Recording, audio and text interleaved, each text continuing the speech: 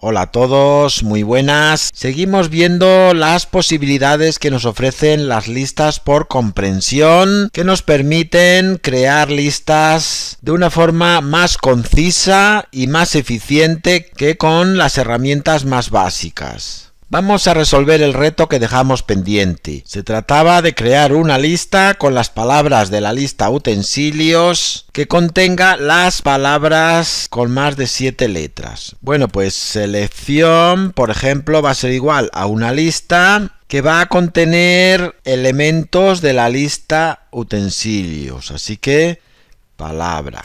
For palabra, es decir, vamos a recorrer con el bucle for toda la lista utensilios y para cada palabra que cumpla la condición la vamos a incluir en la lista selección. Así que in utensilios if len de palabra mayor que 7. Y ya lo tendríamos hecho, es decir, recorremos todas las palabras de la lista utensilios y para cada una de las palabras, si esa palabra tiene más de 7 letras, la incluimos en la lista selección. Print selección. Vamos a comprobar cómo nos devuelve las dos palabras que tienen más de 7 letras. Ahí lo tenemos, correcto. Vamos a seguir practicando con las listas por comprensión y los condicionales. Y vamos a intentar resolver el siguiente ejercicio. Tenemos que crear una lista con el número siguiente a los números del 1 al 30 que sean múltiplos de 7 o múltiplos de 11. Es decir, que si en el rango del 1 al 30 hay un número que sea múltiplo de 7 o múltiplo de 11, tenemos que incluir el siguiente número, el número contiguo a ese número. ¿Cómo lo podemos hacer? Por ejemplo, contiguos va a ser igual a una lista en la que tenemos que incluir el número siguiente. Por lo tanto, n más 1. Vamos a incluir en la lista el número n más 1. For n in range del 1 al 31 if n es múltiplo de 7, resto de la división entre 7 igual a 0, or n resto de la división entre 11 igual a 0.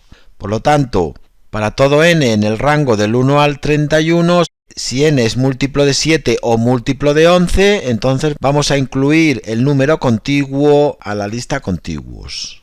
Vamos a comprobarlo, contiguos, y ver que efectivamente nos incluye los múltiplos. Aquí tenemos el 7 más 1, 8, el 11 más 1, 12, el 14 más 1, 15, el 21 más 1, 22, por lo tanto, tenemos los múltiplos de 7 y los múltiplos de 11. Podríamos haber puesto aquí un AND, con lo cual, múltiplos de 7 y 11 no vamos a tener ninguno. Vamos a comprobarlo. Efectivamente, si hubiésemos puesto aquí 101... pues vamos a ver cuál tenemos. El 78. Efectivamente, el 77 es múltiplo de 7 y de 11. Si no, también podríamos haber puesto aquí un if, que va a actuar como un AND, porque va a incluir los dos condicionales. Vamos a comprobarlo. Ahí lo tenemos.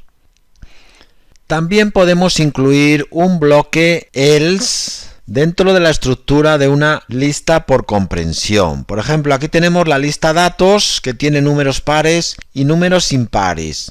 Y queremos crear una lista en la que se incluyan los números pares, pero los números impares se incluya un 0. Pues podemos hacerlo de la siguiente forma. Pares va a ser igual a n. Si vamos a incluir una condición con un bloque else, hay que ponerlo antes del bucle for. Así que lo vamos a poner ahora mismo. If n, resto de la división entre 2, es igual a 0, else 0.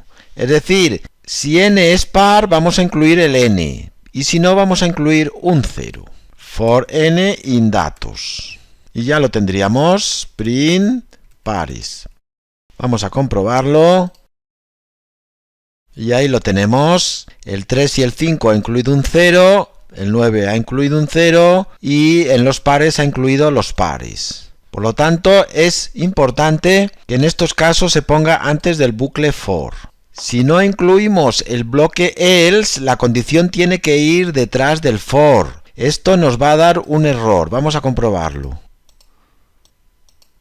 Ahí está. Aquí vemos que nos da un error porque la condición, si no lleva el bloque else, tiene que ir al final.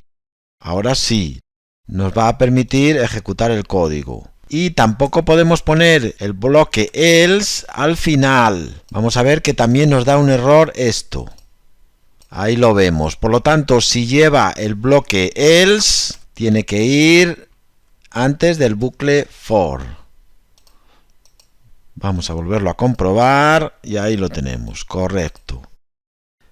Para el próximo vídeo te propongo el siguiente reto. Aquí tenemos la lista datos que contiene datos numéricos como el 7 y el 2,5 y datos cadenas de caracteres como la H o la M. Bueno, pues se trata de crear una lista tipos que incluya el tipo de datos de cada uno de los elementos de la lista datos, distinguiendo solo dos categorías. Si son cadenas de caracteres, que indique cadena, y si son enteros o tipo float, que indique numérico.